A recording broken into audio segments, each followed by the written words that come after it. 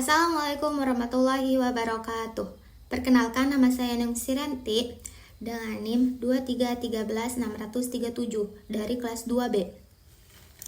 Di video ini saya akan memaparkan jurnal-jurnal Nahwu. Para pakar linguistik itu bersepakat bahwa yang awalnya gagasan menjadi ilmu Nahwu itu pada zaman Ali bin Abi Thalib. Berdasarkan di jurnal itu karena ada dua faktor, itu faktor sosial dan faktor agama. Ibnu Malik memiliki nama panjang yaitu Jamal al-Din Abu Abdullah Muhammad bin Abdullah bin Malik Attai al-Zayani al-Andalusi al-Syafi'i al-Lugawi. Dan Ibnu Malik memiliki 3 karya hadis seperti Syawahid at-Tawdih, Syarh al-Kafiyah, Syarh al-Umdani, dan beliau dilahirkan pada tahun 600 atau 601 Hijriah, yang dilahirkan di kota Zayan yang termasuk kota terkenal di Andalusia. Apa sih itu ilmu Nahwu? Ilmu Nahwu adalah disiplinnya ilmu bertujuan untuk memahami teks-teks Arab.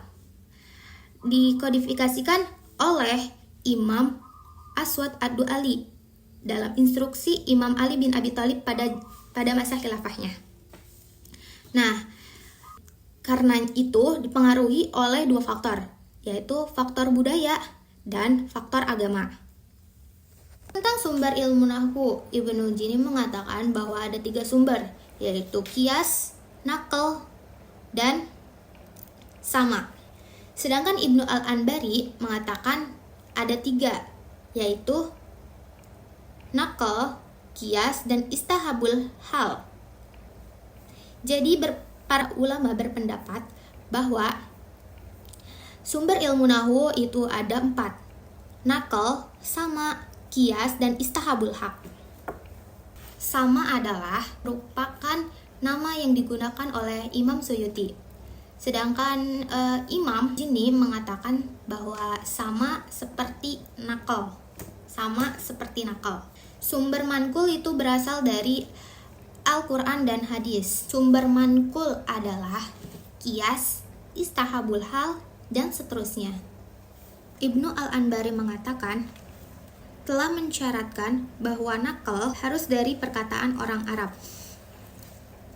tidak termasuk maulidin, karena maulidin menjadi tingkat keempat.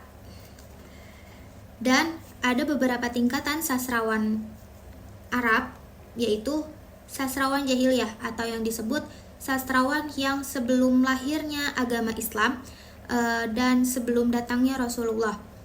Dan yang kedua, sastrawan mukhadaramain, yaitu sastrawan yang jahiliyah yang hidup pada masa zaman Rasulullah.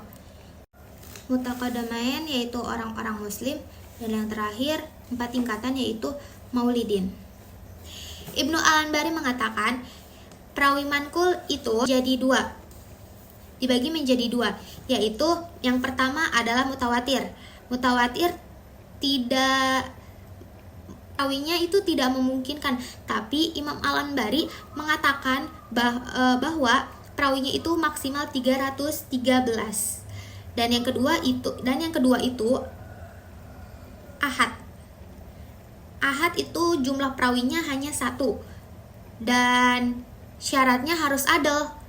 Nah, contohnya seperti baik perempuan ataupun laki-laki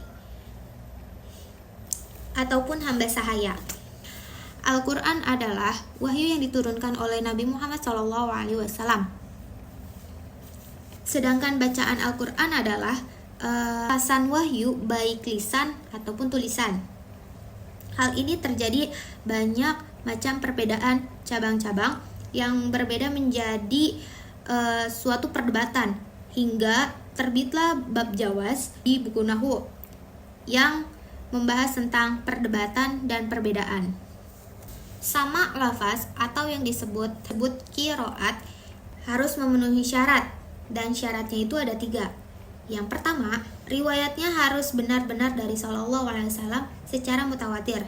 Yang kedua, harus cocok dan tidak bertentangan dengan bahasa Arab dalam kaidah ilmu Nahwu. Dan yang ketiga, itu harus harus sesuai dengan rasem Utsmani. Hadis adalah sumber yang kedua ilmu nahwu setelah Al-Quran. Hadis dijadikan sebagai penguat dan bukti yang ditunjukkan oleh Al-Quran atau perkataan orang Arab. Syekh Muhammad Al-Khadri Husain menyatakan bahwa hadis tidak diperbolehkan untuk menjadi hujah dalam bahasa, yaitu ada 6.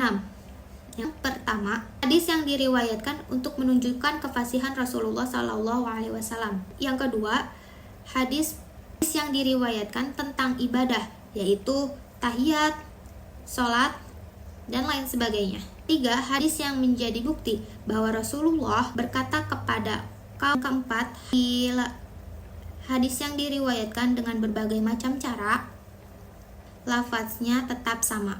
Yang kelima, hadis yang telah ditulis oleh orang Arab yang tumbuh dalam lingkungan seperti Malik bin Anas. Yang keenam, hadis yang mendapatkan rawinya hingga hadis tersebut perkataan orang Arab adalah perkataan orang Arab yang fasih dari anak kecil dan orang gila. Gila karena jarahu wa ta'dil, dia berdasarkan kefasihannya. Namun orang menyebutkannya dengan secara kefasihannya. Ketika para ulama ingin mengumpulkan semua materi bahasa berupa prosa ditarik dari kaidah hukum, mereka akan menempati waktunya dan tempatnya.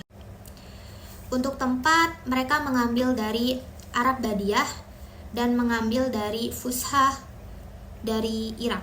Sedangkan untuk waktunya, waktu sekitar 300 tahun.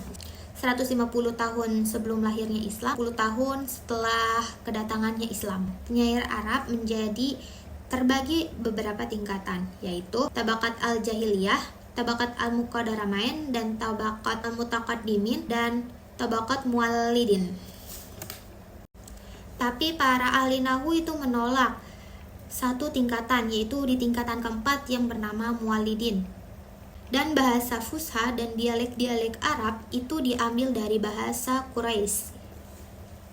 Karena kabilah Quraisy itu memiliki peran penting pada masa zaman jahiliyah yang tinggalnya di sekitaran kota Mekah. Al-ijma adalah para ulama bersepakatan dengan hukum-hukum syar'i tentang hukum agama baik halal maupun haram.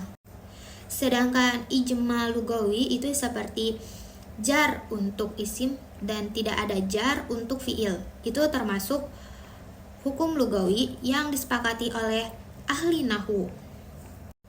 Kias dalam ilmu nahwi adalah mengikuti pembelajaran orang Arab dengan metodenya mereka. Istihad merupakan terminologi yang diperkenalkan oleh pakar nahwu sejak pertumbuhannya ilmu nahwu. Nah, beberapa contoh penetapan al-istihad pada huruf yaitu al-aslu fi qad tafidus tsubut. Asal pada qad adalah untuk menyatakan ketetapan pada asal yang memasuki fi'il madi.